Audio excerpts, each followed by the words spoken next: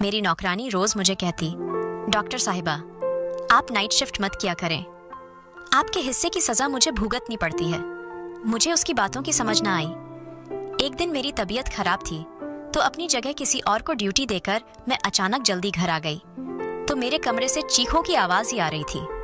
पति तो घर पर था नहीं, मगर जब कमरे का दरवाजा खोला तो सामने का मंजर देखकर मेरी रूह कांप गई थी, क्योंकि कमरे में मेरी छोटी बेटी और वह नौकरानी। मैं कई दिनों से देख रही थी कि नौकरानी बार बार मेरे पास आती थी और कुछ कहे बगैर ही पलट जाती थी। शायद वह मुझे कोई बात करना चाहती थी। जब मैं उसे 3-4 बार यही करते देखा तो एक दिन मैंने उससे पूछ लिया कि सुमित्रा, खैर तो है क्या, तुम्हें कोई बात करनी है मुझसे? मुझे लगा था शायद उसे पैसों की जरूरत होगी, क्योंकि अक्सर गरीब लोगों का यही तो समस्या रहती है कि उन्हें हर वक्त बस पैसे की जरूरत होती है। तो मैंने इसलिए उससे पूछ लिया कि पैसों की जरूरत तो नहीं।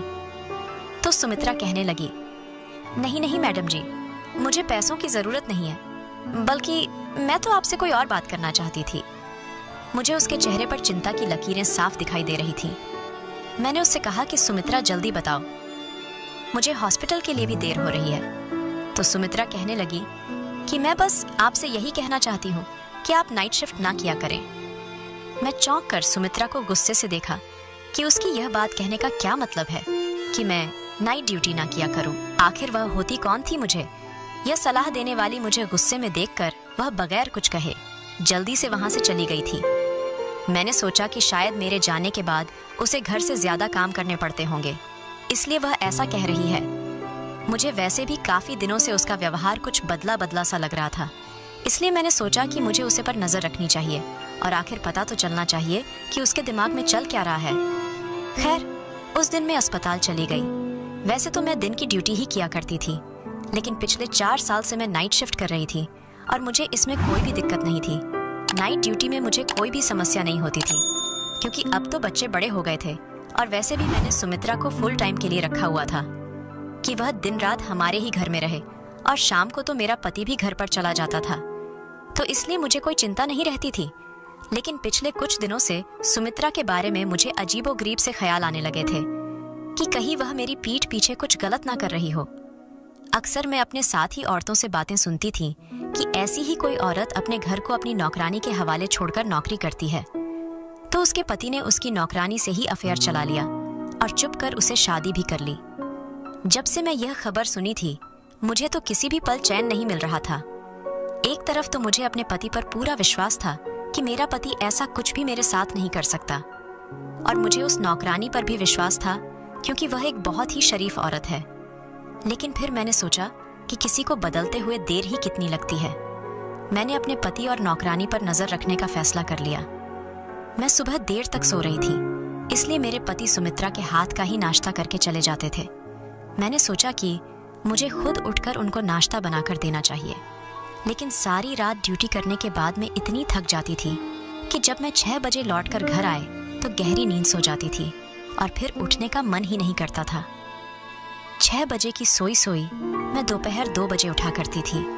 लंच करने के बाद मैं अपनी प्राइवेट क्लिनिक पर बैठ जाया करती थी, क्योंकि अस्पताल की नौकरी के अलावा मैंने एक प्राइवेट क्लिनिक भी बना रखा था जिसमें मैं गरीब लोगों का मुफ्त में इलाज किया करती थी।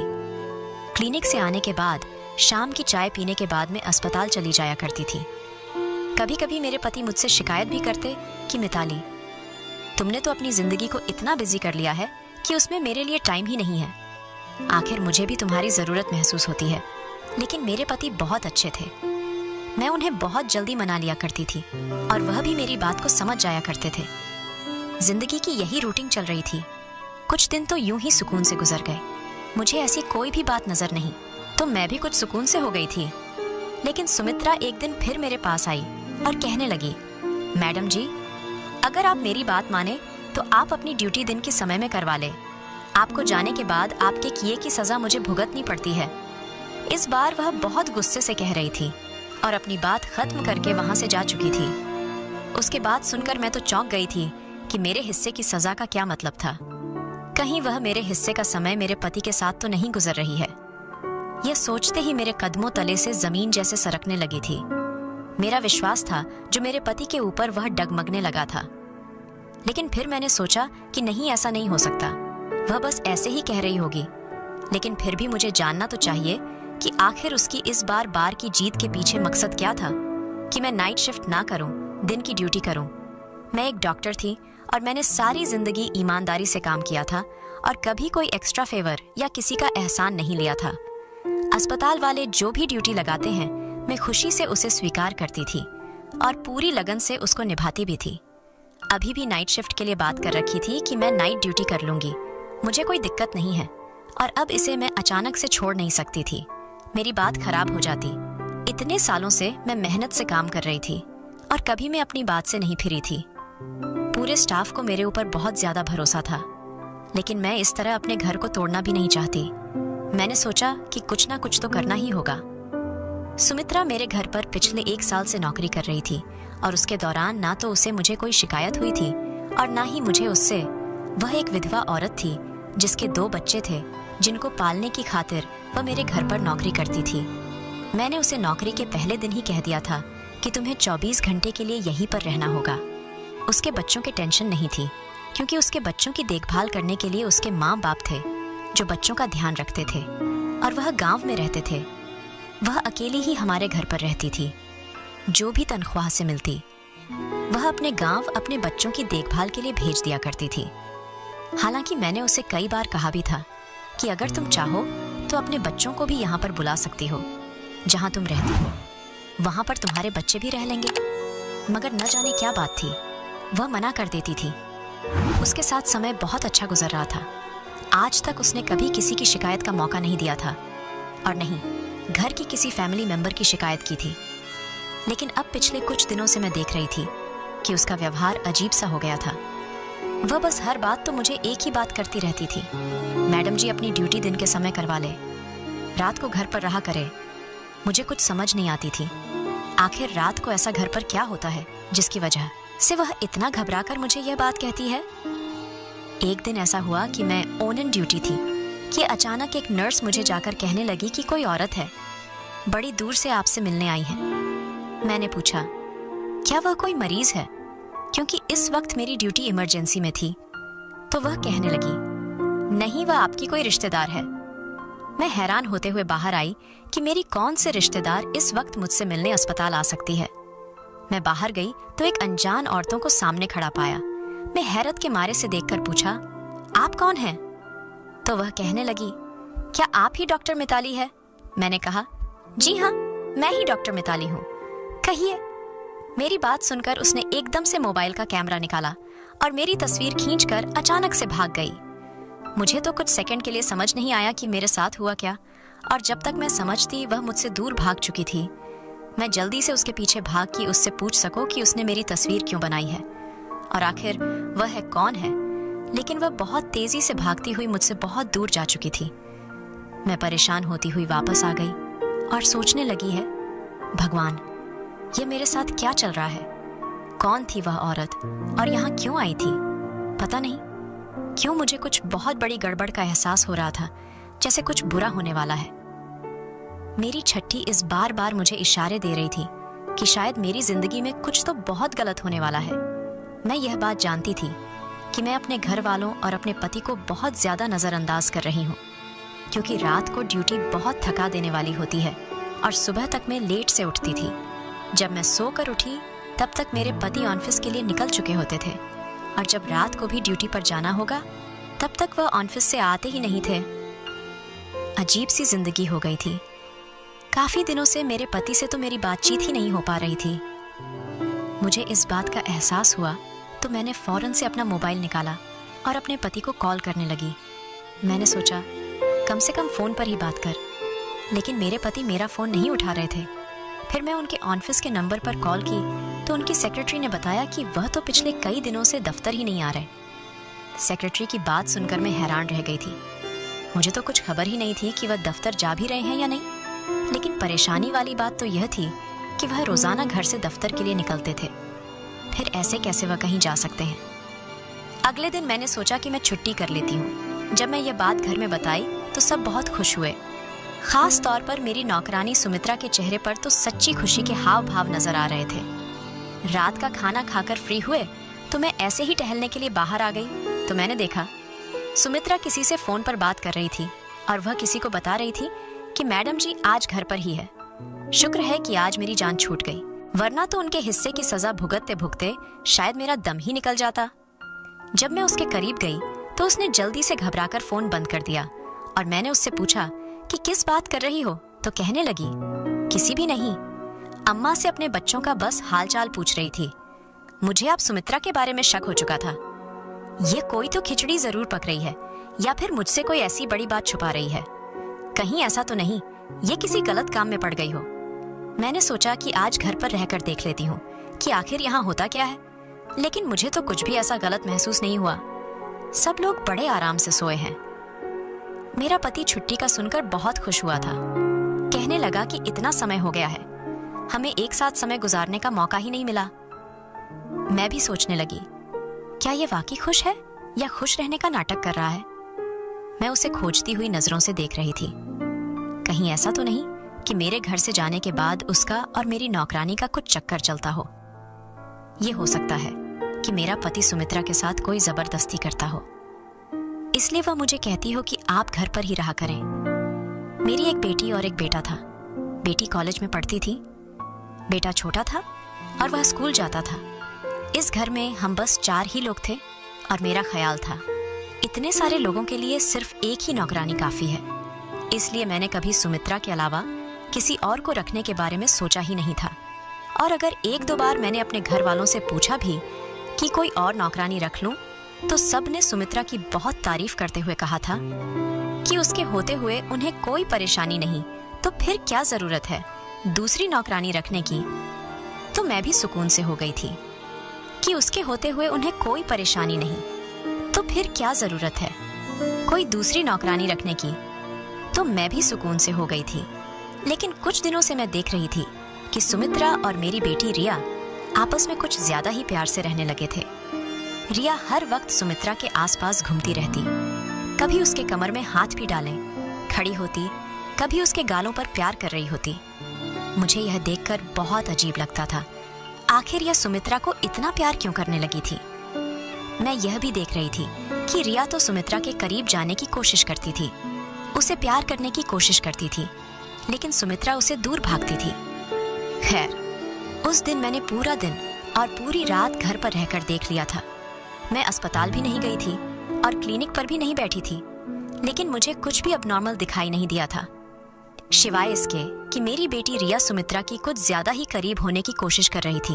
लेकिन मैं इस बात को इग्नोर कर दिया कि हो सकता है मैं तो घर पर रहती नहीं हूँ, सिर्फ सुमित्रा ही घर पर होती है, तो सुमित्रा से उसका दिल लगाव हो गया होगा, फिर कोई और बात नहीं थी। मैं घर पर रहकर देख लिया था, लेकिन ऐसा कुछ भी नहीं था। मैं अंदर ही अंदर अब चिढ़ गई। मैंने सोचा, पता नहीं सुमित्रा के ड्रामे कब खत्म होने हैं। मैं यही सोच अगले दिन दोबारा से अपने रूटीन के अनुसार अपनी नाइट ड्यूटी स्टार्ट कर ली। 2 दिन के बाद ही की बात है, मैं सुबह जल्दी उठ गई थी, क्योंकि शाम में मुझे अपनी एक दोस्त की बर्थडे पार्टी में जाना था। तो मैंने सोचा कि उसके लिए कोई गिफ्ट लेकर आती हूँ। मैं यही सोचकर बाजार गई। वह मुझे एक जगह पर रुकना पड़ा, क्योंकि सामने का मंजर ही ऐसा था जिसने मुझे एकदम पत्थर सा बना दिया था। क्योंकि मेरा पति एक अस्पताल के अंदर जा रहा था। भला उसे अस्पताल जाने की क्या जरूरत थी? वह तो एकदम भला चंगा था, उसे कोई भी तकलीफ नहीं थी। मैं भी उसके पीछे पीछे अस्पताल चली गई। मैंने देखा वह एक कमरे के अंदर चला गया। मैंने खिड़की से अंदर झांककर देखा तो वह एक औरत को कुछ पैसे दे रहा था। उसे औरत को मैं पहचान नहीं पा रही थी, क्योंकि उसे औरत की मेरी तरफ पीठ थी। उसे औरत को पैसे देने के बाद और उसे हाथ मिलाकर मेरा पति जल्दी से बाहर चला गया। उसके बाद उसे औरत ने किसी को फोन किया और थोड़ी देर बाद जो औरत आई उसे देखकर मैं आंखें झपकाना भूल गई थी। फटी फटी आंखों से उसको देख रही थी। वह औरत और कोई नहीं सुमित्रा थी। उस औरत ने सुमित्रा को कुछ पैसे दिए। सुमित्रा ने उसका धन्यवाद किया और वहां से चली गई। आखिर यह सब क्या था? मुझे कुछ भी समझ नहीं आ रहा था। मेरे पति ने पहले उसे अनजान औरत को पैसे दिए और फिर उसे अनजान औरत ने मेरे पति की दिए हुए पैसों में से कुछ पैसे सुमित्रा को दे दिए। आखिरी यह सब चक्कर क्या था? और जब उसे औरत ने मेरी तरफ को चेहरा घुमाया तो मैं दंग रह गई थी। मैं उसे औरत को कैसे भूल सकती थी। इतने दिन गुजर जाने के बावजूद उसका चेहरा मेरे दिमाग में फिट हो गया था। यह तो वही औरत थी जिसने उस दिन मेरी तस्वीर ली थी और भाग गई थी। उसका मेरे पति के साथ आखिर क्या संबंध है? मैंने सोचा कि मैं अभी जाकर उसे पूछ लेती हूँ, लेकिन इससे पहले कि उसे औरत के पास कोई और दूसरा आदमी आया, एक दूसरे के साथ मिलते हुए वहां से चली गई। यह सब देखकर अब तो मुझे पक्का विश्वास हो गया था, जरूर मेरे खिलाफ कोई गहरी साजिश की जा रही थी। और इस समय मेरा पति और मेरी नौकरानी सुमित्रा भी शामिल थे। मैंने फैसला कर लिया था, आज मैं इन दोनों को रंगे हाथों पकड़कर ही रहूंगी। रात को जब मैं नाइट ड्यूटी के लिए जाने लगी तो उस समय तक मेरे पति भी घर आ चुके थे और मुझे कहने लगे कि मैं भी तुम्हारे साथ ही निकलता हूं, मुझे एक जरूरी काम से शहर से बाहर जाना है। पति की बात सुनकर मैं परेशान हो गई कि अगर यह भी घर से बाहर रहेंगे तो फिर मैं इन्हें रंगे हाथों कैसे पकड़ूंगी। लेकिन फिर मैंने सोचा कि चलो कोई नहीं, आज नहीं तो फिर किसी और दिन में हकीकत मालूम करके ही रहूंगी। अस्पताल में भी अपने ख्यालों में ही कोही रही सोच सोच कर मेरा दिमाग फटने लगा। मेरे सर में तेज दर्द होने लगा। सर्जन डॉक्टर राउंड पर आए तो मेरी खराब तबीयत देखकर कहने लगे, मेरा ख्याल है कि आप नाइट ड्यूटी नहीं दे सकेंगे, आपको घर चले जाना चाहिए। सर, मैं इतनी तेज दर्द था कि मुझे भी लग रहा था कि मैं यहाँ अब और ज्यादा नहीं रह सकती, वरना मेरी तबीयत और ज्यादा खराब हो जाएगी। मैं अपनी जगह किसी दूसरी डॉक्टर को ड्यूटी दी और बगैर बताए घर चली आई। आज से पहले मैं कभी अचानक रात के समय घर पर नहीं आई थी। दरवाजा बंद था। मैंने सोचा उन लोगों को जगाने से अच्छा है मैं खुद ही अपनी चाबी से दरवाजा खोलूं। अंदर दाखिल होते ही मुझे अंदाजा हो गया, शायद मेरे पति अभी तक घर वापस नहीं लौटे थे, क्योंकि उनकी गाड़ी वहां पर नहीं थी। मैं अपने कमरे की तरफ बढ़ने ही लगी थी कि अचानक मुझे चीखों की आवाज सुनाई दी। आवाज ऊपर से आ रही थी। भागते हुए ऊपर गई तो चीखों की आवाज अभी भी मेरी छोटी बेटी के कमरे से आ रही थी। मैंने आगे बढ़कर दरवाजा खोलने लगी। एकदम से दरवाजा खोल दिया। सामने का मंजर देखकर तो मेरी खुद की चीखें निकल गई, क्योंकि वह मंजर ही ऐसा था जिसने मुझे लड़ जाकर रख दिया था। मैंने देखा कि मेरी बेटी मेरी नौकरानी को बुरी तरह से पीट रही थी और वह चीखें की आवाज भी मेरी नौकरानी सुमित्रा की ही थी। मैं जल्दी से आगे बढ़ाकर उसे हटाया तो वह भी मुझे देखकर परेशान हो गई। सुमित्रा जल्दी से मुझे देखकर मेरे पास आई और मेरे पीछे छुप गई, कहने लगी, मैं इसीलिए तो आपको कहती थी कि आप नाइट शिफ्ट ना किया करें, क्योंकि आपके जाने के बाद मेरे साथ ऐसा ही होता है, और ये आज से नहीं बल्कि कई दिनों से हो रहा है। मैंने अपनी बेटी को गुस्से से देखते हुए पूछा कि आखिर तुम सुमित्रा को क्यों मार रही हो? आखिर उसने ऐसा क्या किया है जो तुम यूं उसकी बुरी तरीके से पीट रही थी? तो मेरी बेटी ने आगे बढ़कर मुझे एक जोर का धक्का दिया। कहने लगे, आप अम्मा बेटी के बीच में मत बोलो, आप जो भी है यहां से चल जाए। उसकी हालत अजीब सी हो रही थी।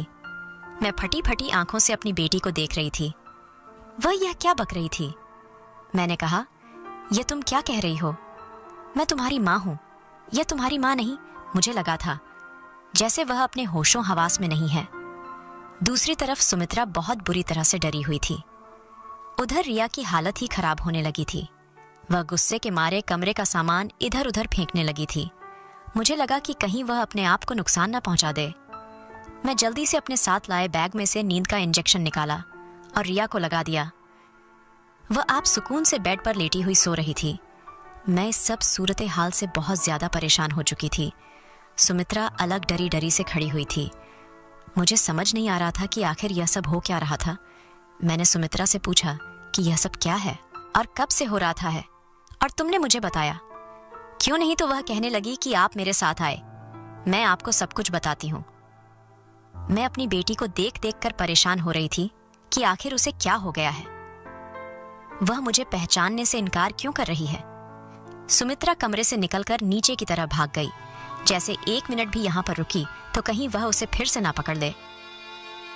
मैं भी परेशान होती हुई नीचे आ गई तो वह कहने लगी कि यह सब कुछ जो भी आपने देखा है वह आपकी वजह से ही हो रहा है। मैंने कितनी बार आपको कहा कि आप नाइट शिफ्ट ना किया करें, आप रात को घर पर रहा करें, मगर आप तो कुछ सुनने को तैयार ही नहीं थी। आप याद करें कि अपने आखिरी बार कब बच्चों के साथ बैठकर उन्हें प्यार किया था या उनके दिल की कोई बात सुनी थी। उसकी बात सुनकर एक पल के लिए मैं चुप हो गई थी, क्योंकि वह सच कह रही थी। मुझे बचपन से ही डॉक्टर बनने का बहुत शौक था, इसलिए मैंने बहुत मुश्किलों के बाद अपने ही शौक को पूरा किया था। मेरे पति बहुत अच्छे थे और मेरे इस शौक के बारे में अच्छी तरह जानते थे, इसलिए उन्होंने शादी के बाद भी मुझे पढ़ने से नहीं रोका और बच्चे होने के बाद उन्होंने मुझे नौकरी करने को भी अनुमति दे दी। अब शुरू से ही मेरे बच्चे नौकरों ने पाले थे। मैं भी अपनी पूरी कोशिश करती थी कि अपने बच्चों को समय दे सकूं, लेकिन एक डॉक्टर होने के नाते मेरी बहुत ज़्यादा जिम्मेदारियां होती थीं और मेरा आज ज़्यादातर समय अस्पताल में ही गुजरता था। लेकिन इसके बावजूद मैं हमेशा कोशिश करती थी कि अपने बच्चों को एक अच्छी परवरिश और उन्हें अच्छी शिक्षा दे सकूं। हालांकि मैं उन्हें ज़्यादा समय नहीं दे पाती थी, मगर इसका मतलब यह तो नहीं कि मैं उन पर ध्यान नहीं देती थी और उनसे प्यार नहीं करती थी। सुमित्रा कहने लगी कि आपके व्यवहार से रिया धीरे धीरे डिप्रेशन का शिकार होने लगी थी। उसे माँ बाप के प्यार की सख्त ज़रूरत थी, जो उसे नहीं मिल पा रहा था क्योंकि उसके माँ बाप के पास उसके लिए समय नहीं था। मगर वह छोटी है, कॉलेज में गलत संगत में पढ़कर गलत आदतों का शिकार हो गई है। उसे माँ के प्यार की ज़रूरत होती है, जो उसे नहीं मिल रही थी, तो वह दिमागी मैरिज बन गई। वह अपने अंदर की फ्रस्ट्रेशन और गुस्सा मुझे को मारपीट कर निकालती है। उस समय उसे लगता है कि मैं उसकी माँ हूँ और वह क्योंकि आपसे कभी कोई शिकवा नहीं कर पाए, आपको कुछ नहीं कह पाए, इसलिए वह मुझे अपनी माँ समझते हुए मुझ पर अपना गुस्सा निकलती है। और जब सुबह होती है तो वह मुझे न सिर्फ माफ़ी मांगती है, बल्कि मुझे बहुत सारे पैसे भी देती है ताकि मैं आपको कुछ ना बताएं। मैडम जी, मैं गरीब हूँ बच्चों का और बूढ़े माँ बाप का पेट में अकेली पालती हूँ रात को, जो मारपीट और तकलीफ में सहती हूँ। सुबह जब आपकी बेटी मुझे पैसे देती तो मैं भूल जाती थी कि रात को मैंने क्या तकलीफ सही। एक बार दिन में जब रिया मुझसे माफ़ी मांग रही थी और मुझे पैसे देने लगी, तो मैं रिया से कहा, रिया तुम मेरे ऊपर बहुत जुल्म करती हो, मुझे तुम्हारे पैसे नहीं चाहिए। मैं तुम्हारी माँ को तुम्हारी सारी बातें दूंगी। जब तुम्हारी माँ तुम्हें पागल खाने में डाल देगी तो तुम्हारी अकल ठिकाने आएगी। पागल खाने का नाम सुनकर रिया डर गई और इस डर में उसने मुझे धमकाना शुरू कर दिया कि अगर तुमने मेरी माँ को कुछ भी बताया तो मैं तुम्हारी जान भी ले लूंगी। रिया दिमागी मरीज थी, धीरे धीरे उस पर पागलपन के दौरे भी पड़ने लगे थे, इसलिए मैं डर गई और आपको कुछ भी नहीं बता पा रही थी। आपको खुलकर सारी बात तो नहीं बता सकती थी, लेकिन आपको यही कहती थी कि अगर आप घर पर रहा करें। मैंने सुमित्रा से पूछा, सुमित्रा यह सब कब से हो रहा है? सुमित्रा ने मुझे बताया कि मैडम जी ये पिछले 1 साल से चल रहा है। रिया का व्यवहार मेरे प्रति अभी आग तो कभी पानी की तरह होता है, कभी कभी लाड और प्यार की जीत करते हैं, तो कभी कभी अपना सारा गुस्सा मेरे ऊपर निकाल देती है, तो कभी सारी रात मुझे अपने मनपसंद खाने बनवाकर मेरे हाथों से खाने की जिद करती है, और सब कुछ जो एक बेटी अपनी माँ से चाहती है। वह मुझसे कहती थी कि मैं उसकी माँ बनने का नाटक करूं, उसे वह सब खुशियां दूं जो एक माँ अपनी बच्चों को देती है, और जब मैं उसकी जीत पूरी करने से मना कर देती है तो वह उस गुस्से से पागल हो जाती है और मुझे पीटने लगती है। सुमित्रा की बातें सुनकर मुझे अब समझ आया कि सुमित्रा क्यों कहती थी कि मैडम जी आपके हिस्से की सज़ा मुझे भुगतनी पड़ती है, क्योंकि शायद बहुत सारा गुस्सा मेरे लिए होता था जो मेरी बेटी सुमित्रा पर निकाल देती थी। मैं तो कभी सोच भी नहीं सकती थी कि मेरे बच्चों के साथ यह सब चल रहा होगा, लेकिन मेरे पति का उसे दिन उसे औरत से मिलने का क्या प्लान था जिसने मेरी तस्वीर खींची थी, और यह सब सुमित्रा के अलावा और कोई नहीं बता सकता था। मैंने फौरन उसे पूछा तो वह कहने लगी, मैडम जी आप मेरी कोई भी बात सुनने को तैयार ही नहीं थी, तो मैं आपकी बेटी को जो भी हालत थी वह आपके पति को बता दी। उन्होंने एक डॉक्टर से बात की और अपनी बेटी की पूरी हालत के बारे में उसे डॉक्टर को बताया, और डॉक्टर से विनती भी की किसी तरह मेरी बेटी को ठीक कर दे। आपके पति नहीं चाहते थे कि आपके सारे मामले के बारे में पता चले और आप गिल्टी फील करें। वह औरत वही साइकियाट्रिस्ट थी। आपके पति ने उसे साइकियाट्रिस्ट से हाथ जोड़कर विनती की थी कि मेरी पत्नी को इस बारे में कुछ नहीं पता चलना चाहिए, वह भी एक डॉक्टर है और दिन रात लोगों की सेवा करती है। मैं चाहता हूं कि मेरी पत्नी यह सब कुछ जाने से पहले ही मेरी बेटी ठीक हो जाए। उसे डॉक्टर ने आपके हॉस्पिटल का एड्रेस लिया था और उस दिन भी आपके पति उसे डॉक्टर को उसकी फीस दे रही थी। मैं डॉक्टर की मदद कर रही थी। वह जब भी मुझे अपने क्लिनिक बुलाती मैं चल जाती थी और वह मुझे आपकी बेटी के बारे में सवाल जवाब करती थी, इसलिए उसने उस दिन मुझे भी कुछ पैसे दिए थे। उस दिन आपने हमें देख लिया होगा। एक दिन उस डॉक्टर ने मुझे बताया था कि मैं तुम्हारी मालकिन की कुछ तस्वीरें ली है। मुझे हैरत हुई। मैंने उसे डॉक्टर से पूछा कि आपने मेरी मालकिन की तस्वीर क्यों ली है, तो वह डॉक्टर कहने लगी, इसलिए ताकि मैं तुम्हारी मालकिन को शक में डालना चाहती थी। आप बहुत शक में पड़ गई है तो वह सब अपने घर पर ध्यान देगी और अपने बच्चों पर भी ध्यान देगी। उसे लगेगा कि जरूर कुछ ना कुछ खिचड़ी मेरे घर में पक रही है और वह अपने घर पर ध्यान देने लगेगी। मैं तुम्हारी मालकिन को सब कुछ नहीं बता सकती क्योंकि तुम्हारे मालिक ने मुझे कुछ भी बताने से मना कर रखा है, लेकिन इस तरह शक में पंकर वह कुछ तो अपने बच्चों पर ध्यान देगी। सुमित्रा की सारी बातें सुनकर मुझे सब कुछ समझ आ गया था। मेरा सर शर्मिंदगी से झुक गया था। अपने शौक को पूरा करते करते मैं अपने बच्चों और अपने परिवार को इग्नोर कर बैठी थी। मेरे 2 बच्चे थे और कैसे पले बड़े मुझे कुछ होश नहीं था। मेरी बच्ची शुरू से ही अपने आप में मगन रहने वाली थी और मैंने कभी उसे पर ध्यान ही नहीं दिया जिसकी वह हकदार थी, लेकिन मैं क्या जानती थी कि उसका यह नतीजा निकल सकता है। उस वक्त मुझे समझ आया कि हम माँ बाप को अपने करियर के पीछे इतना भी पागल नहीं होना चाहिए कि अपने बच्चों को ही इग्नोर कर दे।